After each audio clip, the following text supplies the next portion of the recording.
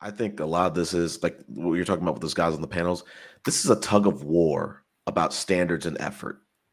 Black women, I'd like to believe that regardless of the pedigree, regardless of who they are, they're at least adding a little bit to their of the bar and saying, I want my standards, I'm raising my standards just a little bit. And the guys are throwing a fit. The women, when they're advocating for women to be less educated, I will be willing to bet money that that woman is probably going to have lower standards than that same woman with more education, because she can always pull back and say, you know, I'm good. I got my own. I'm happy. I got my friends. I got my house. I got all that.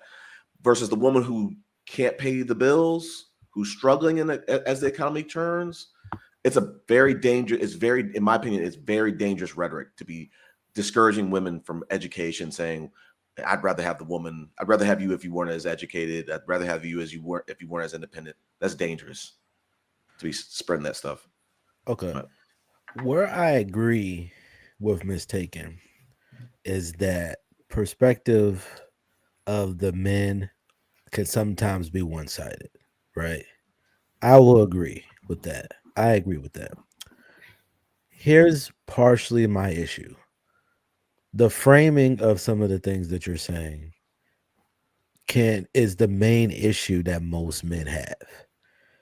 Even though you're more educated or you have more experience or you make more money, that don't mean you're making better decisions.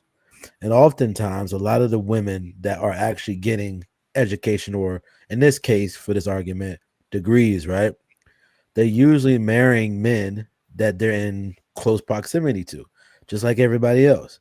So women tend to choose things that look similar to them because since they're a certain type of way, they want their guy to be a certain type of way. But like we constantly try to tell women in general, the things that you want out of a man is not the same thing a man wants out of you. And just like you want a man to talk to you a certain type of way, right? Men also want you to talk to him a certain type of way. So it's the way men will argue, it's the way you're arguing your points or your disdain or your challenges of him. Because a woman coming to me, sitting here and saying, sweetheart, baby, I have this concern. Blah blah blah blah blah blah blah blah blah. Versus, why the hell are you doing that? That don't make no sense, right?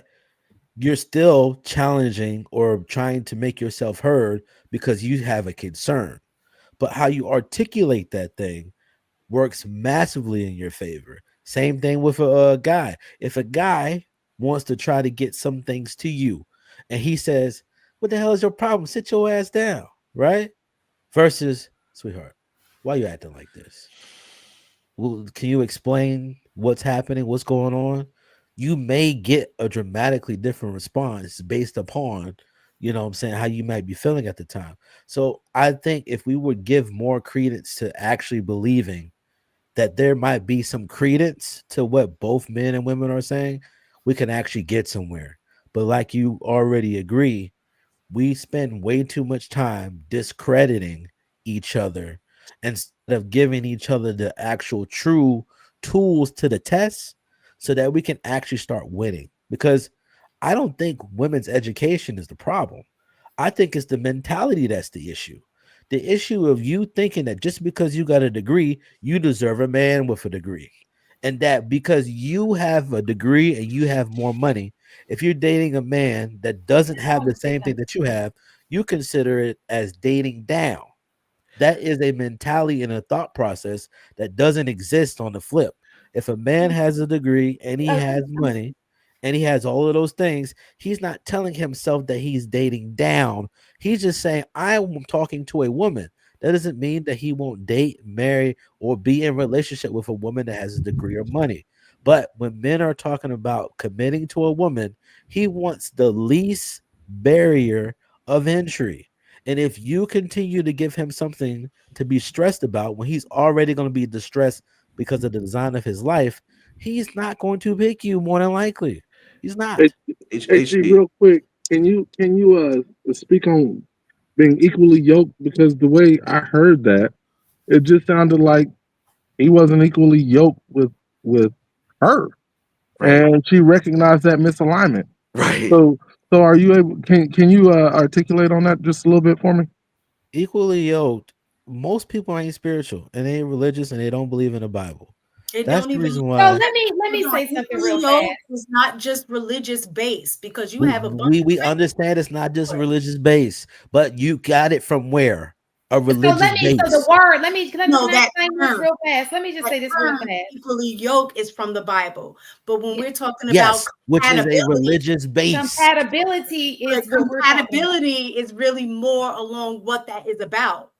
So listen to Listen. this, I'm and I'm let not me just say, arguing that issue. My issue is that we got all these people talking about stuff and why stuff ain't working, but you keep trying to take the religious aspect out of the stuff that made the stuff work in the first place. You sit here saying that you're not talking about religious stuff, but the term literally was coined by religious folk.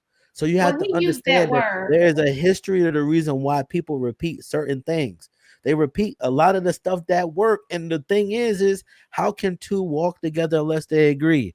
You talk about being equally yoked. Most people don't even believe in the same God. So how can you even talking about being equally That's yoked, but But y'all they're don't that's not even believe in aligned the at that same point, though, stuff? right? So no, that's listen. not true. HD, that's my point. I know you're talking about the term itself, equally yoked. Oh, you get that from the Bible. But before the Bible existed, that was still a normal practice, is what I'm saying.